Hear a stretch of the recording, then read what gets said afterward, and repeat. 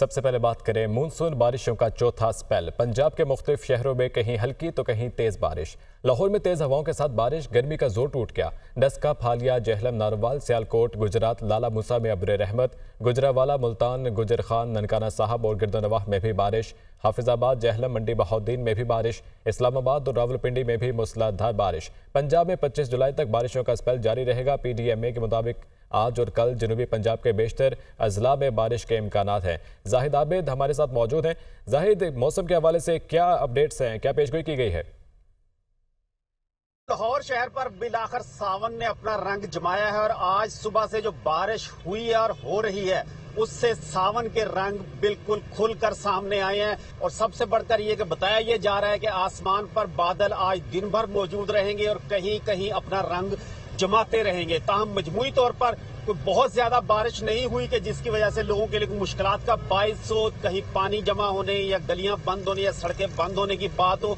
लेकिन इतनी बारिश जरूर हुई है कि जिससे एक मौसम खुल सा गया है और सावन का रंग नजर आ रहा है। और खास तौर पर जो खुशगवार हवा चल रही है तकरीबन 12 से 14 किलोमीटर फी घंटा की रफ्तार से, उससे इस मौसम की खुशगवारियत में मजीद इजाफा हो रहा है। मौसम का हाल बताने वालों के मुताबिक आज कम से कम दर्जा हरारत 29 डिग्री सेंटीग्रेड तक रहेगा, जबकि ज्यादा से ज्यादा 34 डिग्री सेंटीग्रेड तक रहेगा और तकरीबन इतना ही दर्जा हरारत महसूस होगा। और सबसे बढ़कर ये कि आइंदा 2 से 3 रोज इसी किस्म का मौसम रहने का इम्कान जाहिर किया जा रहा है और लगता यही है कि सावन अपना रंग दिखाता रहेगा। जी, जुड़वा शहरों में मूसलाधार बारिश के बायस मौसम खुशगवार हो गया, गर्मी का जोर भी टूट गया। रावलपिंडी के नशेबी इलाके भी जेर आब आ गए। इस्लामाबाद से बता रही हैं हरीम जुदून। जो देखिए, शहर इक़्तिदार का मौसम मूसलाधार बारिश के बायस जो बहुत खूबसूरत हो चुका है। 2 दिन से शहर में जो शदीद गर्मी पड़ रही थी, उसके बाद आज बारिश के बायस जो है वो गर्मी का जोर काफ़ी हद तक टूट चुका है। दर्जा हरारत इस वक्त 27 डिग्री सेंटीग्रेड जो है वो रिकॉर्ड किया जा रहा है। सावन में बारिशें होती हैं लेकिन ज़्यादा इससे फ़र्क ये पड़ रहा है कि कुछ मकामात पर बारिश होती है और कुछ मकामात पर नहीं होती। लेकिन अगर आज की बात करें तो आज रावलपिंडी, इस्लामाबाद में बेशतर इलाकों में जो है वो बारिश हुई है। इसके अलावा NDMA ने जो है वो अलर्ट जारी की हुई थी बारिशों के हवाले से कि सैलाब के भी खदशात हैं और शहरियों को भी ये हिदायत की गई थी कि वो दूर दराज जो है वो नशेबी इलाकों में सफ़र करने से भी गुरेज करें। मेरे बैकग्राउंड में भी अगर आप देख सकें तो मूसलाधार बारिश जो है वो हो रही है और मौसम काफ़ी खुशगवार हो चुका है, गर्मी का जोर टूट चुका है। और रावलपिंडी की भी बात करें तो वहाँ पर भी कुछ ऐसा ही है कि गलियों में जो है वो पानी आ चुका है।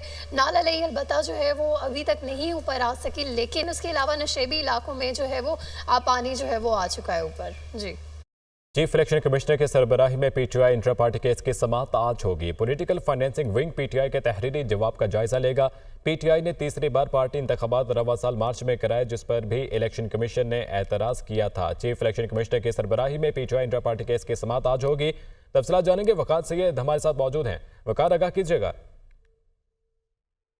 वकार सैयद से रब्ता करने की कोशिश करेंगे। आपको बताएं कि अहम खबर है कि आज केस की समाअत होने जा रही है अडियाला जेल में और पॉलिटिकल फाइनेंसिंग विंग की जानिब से भी चीफ इलेक्शन कमिश्नर के सरबराही में PTI इंट्रा पार्टी केस की समाअत आज होगी।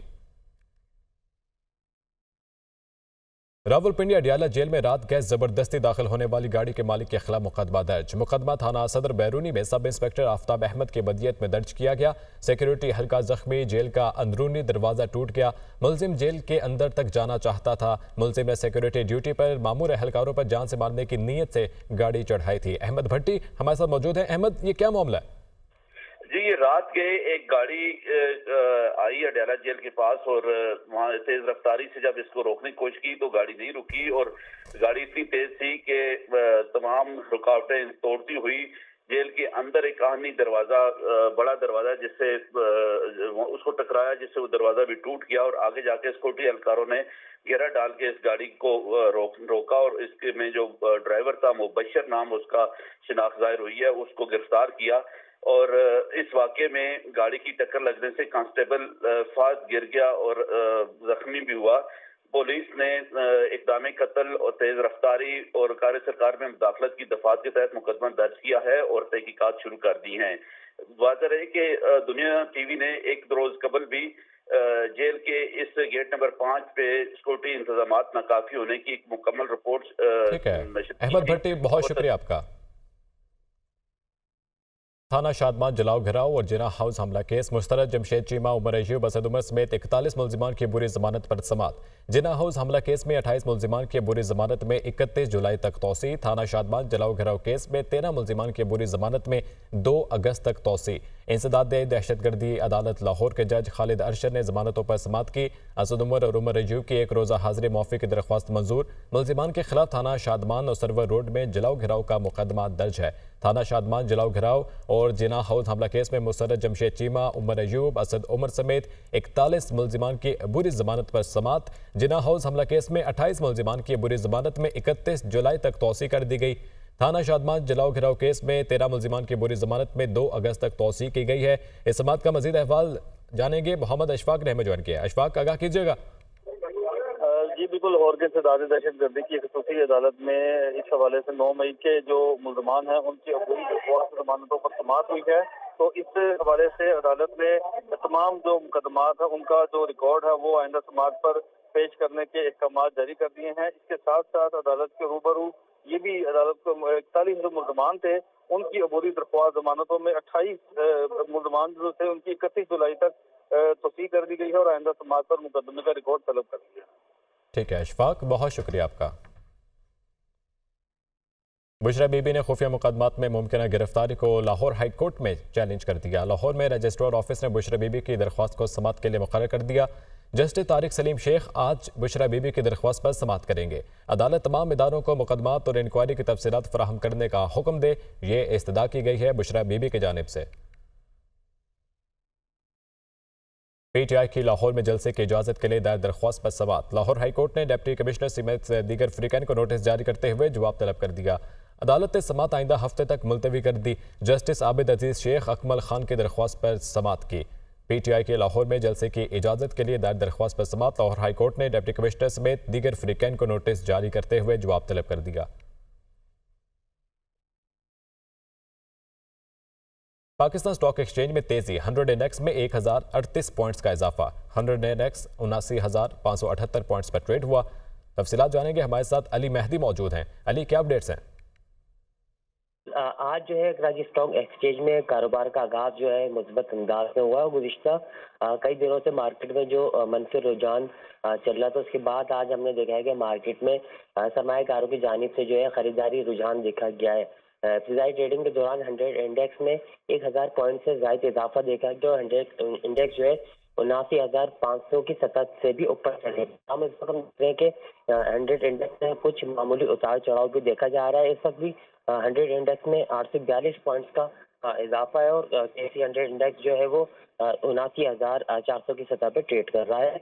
और अगर हम बात करें कारोबारी कंपनीज की, तो मोस्टली जो कंपनीज हैं जायद कंपनीज है जिनके हिस्से की कीमतों में इजाफा देखा जा रहा है।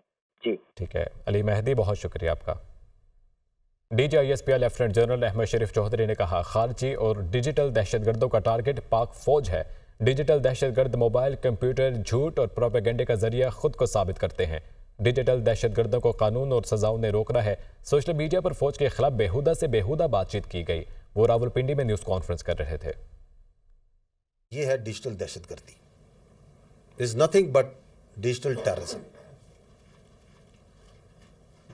जिस तरह एक टेररिस्ट वेपन हथियार पकड़ता है, बम पकड़ता है और उसके ज़रिए अपनी जो विल है वो इम्पोज करता है सोसाइटी पे और अपने इर्द गिर्द, ये डिजिटल टेररिस्ट मोबाइल के ज़रिए, कंप्यूटर के ज़रिए, झूठ के ज़रिए, प्रोपेगेंडे के ज़रिए, फेक न्यूज़ के ज़रिए इस्तराब फैला के अपनी विल इम्पोज करता है। तो they are both doing the same thing. Digital दहशतगर्द का तो कभी कभार पता ही नहीं होता कि ये है कौन। वो बेनामी अकाउंट है, कहाँ से चल रहा है, कौन से मुल्क में बैठा हुआ है, पाकिस्तानी है या नहीं है, मुसलमान है या नहीं है, कुछ नहीं पता। क्या उसके ताने बाने मिल रहे हैं, फिजिकली किस जगह लोकेटेड है। लेकिन दोनों में एक बड़ी मज़ेदार अलाइनमेंट है जो आपको नज़र आ रही है। और जो डिजिटल दहशतगर्द है वो भी फ़ौज के ऊपर, फ़ौज की क़यादत के ऊपर, फ़ौज और अवाम के दरमियान के रिश्ते को कमज़ोर करने के लिए उस पर अटैक कर रहा है। और उसके लिए वो सहारा ले रहा है झूठ का, प्रोपेगेंडे का, फेक न्यूज़ का। जो डिजिटल दहशतगर्द है उसको कानून ने रोकना है, उसको मॉनिटरिंग ने रोकना है, उसको रेगुलेशन ने रोकना है, उसको सजाओं नहीं रोकना है। क्योंकि ये आप दुनिया में, ये पहले भी हो रहा है ना, तो आप देखें दुनिया में लोग जो फेक न्यूज़ है, प्रोपेगेंडा है, उसको ऐसे ही रोकते। आप वेस्टर्न मीडिया को फॉलो करें, वहाँ आए दिन ज़रा सी एक बेहुदा पोस्ट के ऊपर एक फेक न्यूज़ निकालने बड़ी सख्त कड़ी सजाएं दी जाती। ये पाकिस्तान में जो दहशतगर्दी और डिजिटल दहशतगर्दी है, और दूसरा भारत है जो कि मौके की ताक में है, ये कब इसकी फ़ौज और इसके अदारे वीक हूँ तो हम अपनी वारदात डालें। मुशीर इत्तलात खैबर पख्तूनख्वा बैरिस्टर डॉक्टर सैफ कहते हैं कि बनू अमन कमेटी का इजलास वज़ीर आला हाउस में हुआ। वज़ीर आला अली अमीन गंडापुर ने बनू अमन कमेटी मेंबरान से बनू की सूरत हाल और दहशतगर्दी पर बात की। इजलास में सूबाई एपेक्सी कमेटी का इजलास जुमेरात को बुलाने का फैसला हुआ। एपेक्स कमेटी में दहशतगर्दी से मुतालिक अमूर पर बात होगी। सूबे में अमन अमान की बहाली के लिए पॉलिसी बनाई जाएगी। कमेटी मेंबरान की दावत पर वज़ीर आला जुमे को बनू का दौरा करेंगे। मुशीर इत्तलात खैबर पख्तूनख्वा बैरिस्टर सैफ कहते हैं कि बनू अमन कमेटी का इजलास वज़ीर आला हाउस में हुआ। वज़ीर आला अली अमीन गंडापुर ने बनू अमन कमेटी मेंबरान से बनू की सूरत हाल और दहशतगर्दी पर बात की। इजलास में सूबाई एपेक्स कमेटी का इजलास जुमेरात को बुलाने का फैसला हुआ।